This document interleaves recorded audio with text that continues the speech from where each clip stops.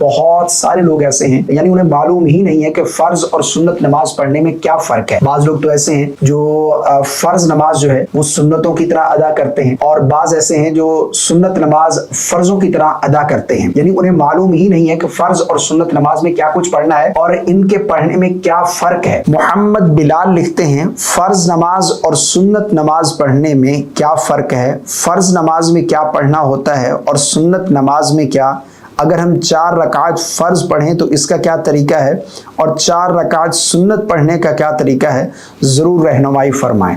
بہت سارے لوگ ایسے ہیں جو یہ چیز نہیں جانتے اور غلطی کرتے، یعنی انہیں معلوم ہی نہیں ہے کہ فرض اور سنت نماز پڑھنے میں کیا فرق ہے۔ بعض لوگ تو ایسے ہیں جو فرض نماز جو ہے وہ سنتوں کی طرح ادا کرتے ہیں، اور بعض ایسے ہیں جو سنت نماز فرضوں کی طرح ادا کرتے ہیں، یعنی انہیں معلوم ہی نہیں ہے کہ فرض اور سنت نماز میں کیا کچھ پڑھنا ہے اور ان کے پڑھنے میں کیا فرق ہے۔ بعض اتنی بڑی بڑی غلطیاں کر جاتے ہیں کہ جن کی وجہ سے ان کی نماز ہی نہیں ہوتی۔ نماز یہ فرض عبادت ہے، اور قیامت کے دن سب سے پہلا سوال نماز کا ہوگا۔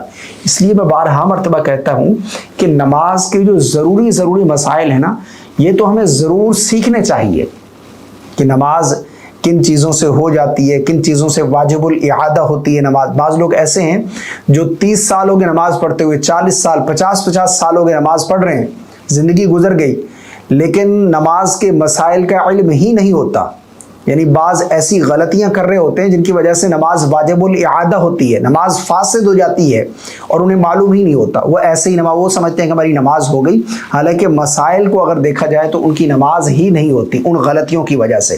تو نماز کے مسائل ہمیں ضرور سیکھنے چاہیے۔ یہ جو فرض عبادت ہے، اگر ہم اس کے مسائل نہیں سیکھیں گے تو یہ صحیح طریقے سے ہم ادا نہیں کر سکیں گے، ٹھیک ہے نا۔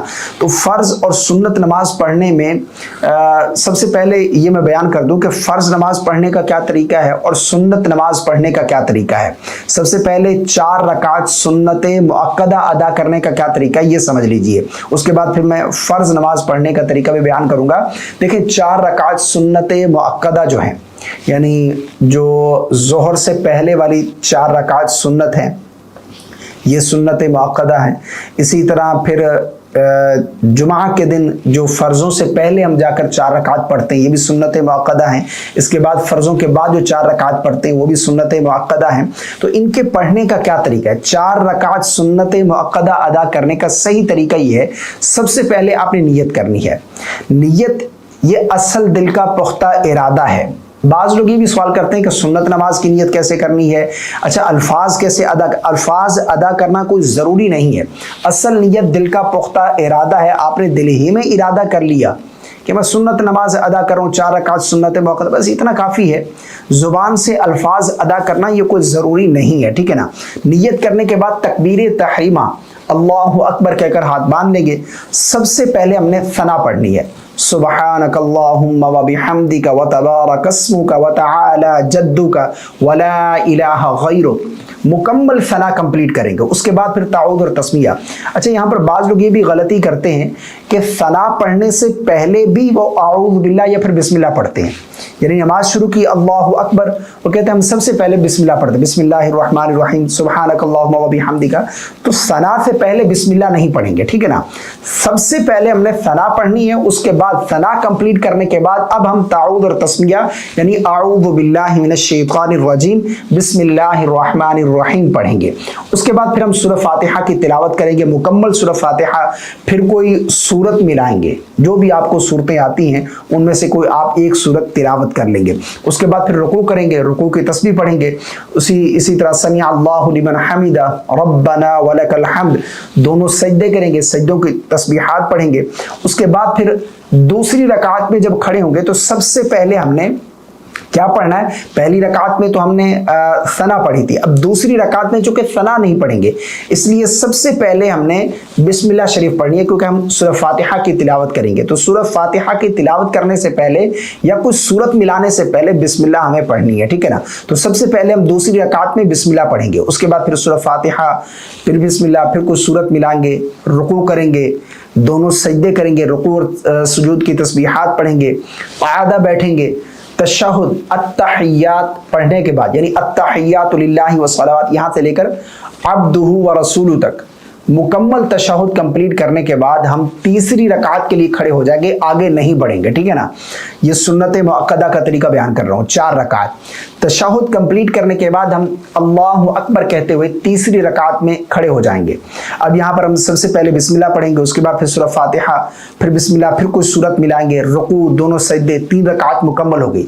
चौथी रकात में जब खड़े होंगे तो हमने फिर से बिस्मिल्लाह शरीफ पढ़नी है, उसके बाद फिर सूरह फातिहा पढ़नी है, फिर बिस्मिल्लाह, फिर कोई सूरत मिलाएंगे, फिर रुकू, फिर दोनों सजदे, फिर कायदा बैठेंगे, तशहुद, दुरूद, दुआ पढ़कर दाएं बाएं सलाम फेर देंगे। ये 4 रकात सुन्नत मुअक्कदा अदा करने का तरीका है, ठीक है ना। इसी तरीके से आपने 4 रकात सुन्नत मुअक्कदा अदा करनी है, यानी सुन्नत मुअक्कदा की हर रकात में हमने सूरह फातिहा भी पढ़नी है और सूरत भी मिलानी है साथ, ठीक है ना। और जब 4 रकात फर्ज पढ़ेंगे, अच्छा 4 रकात फर्ज यानी जोहर के 4 रकात फर्ज, असर के 4 रकात फर्ज या फिर ईशा के 4 रकात फर्ज, इनके पढ़ने का क्या तरीका है। बाकी 2 रकात सुन्नत मुअक्कदा और 2 रकात जो फर्ज नमाज है, इनके पढ़ने का तरीका सेम है, जस्ट नीयत का फर्क है।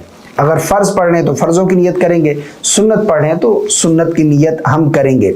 बाकी जब 4 रकात फर्ज पढ़ेंगे, पहले हमने 4 रकात सुन्नत मुअक्कदा का तरीका समझ लिया, अब 4 रकात फर्ज पढ़ने का तरीका यह कि सबसे पहले हमने नियत करनी है। जिस तरह मैंने बता दिया, जोहर की नमाज पढ़ रहे हैं तो जोहर के फर्जों की नियत करेंगे, असर के फर्ज पढ़ रहे हैं तो असर की नियत कर लेंगे, दिल में इरादा कर लेंगे, ईशा पढ़ रहे हैं तो ईशा के फर्जों की नियत हम कर लेंगे, दिल ही में इरादा कर लेंगे, ठीक है ना। उसके बाद तकबीर तहरीमा कहकर हमने अल्लाहु अकबर कहते हुए हाथ बांध लेने। सबसे पहले सना, सुबहानक अल्लाह, मुकम्मल सना, उसके बाद फिर आऊज़ु बिल्लाह, फिर बिस्मिल्लाह, फिर सूरह फातिहा, फिर बिस्मिल्लाह, फिर कुछ सूरत मिलाएंगे, फिर रुकू करेंगे, दोनों सजदे करेंगे, रुकू और सुजूद की तस्बीहात पढ़ेंगे।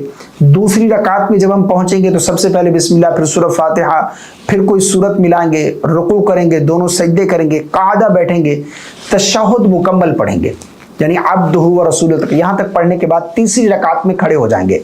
अब तीसरी रकात में हमने सूरह फातिहा भी पढ़नी है।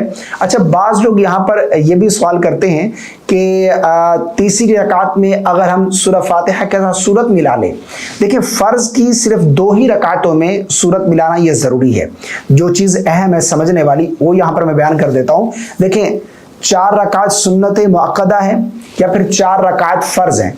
फर्ज और सुन्नत मुअक्कदा में फर्क ये है कि फर्जों की सिर्फ 2 ही रकात में सूरह फातिहा के बाद सूरत मिलाना जरूरी है, जबकि सुन्नत मुअक्कदा 4 रकात पढ़ रहे हैं तो इसकी हर रकात में सूरह फातिहा के बाद सूरत मिलाना ये ज़रूरी है, वरना आपकी नमाज नहीं होगी। अगर आप जानबूझकर 2 ही रकात में पढ़ते हैं, यानी बाज़ लोगों को मालूम नहीं है, वो ये समझते हैं कि जिस तरह फ़र्ज़ों में हम 2 रकात में मिलाना ज़रूरी है, आखिरी 2 रकात में मिलाना ज़रूरी नहीं है, तो वो सुन्नत नमाज भी इसी तरह पढ़ते हैं। तो ये तरीका बिल्कुल गलत है, इस तरह नमाज नहीं होती।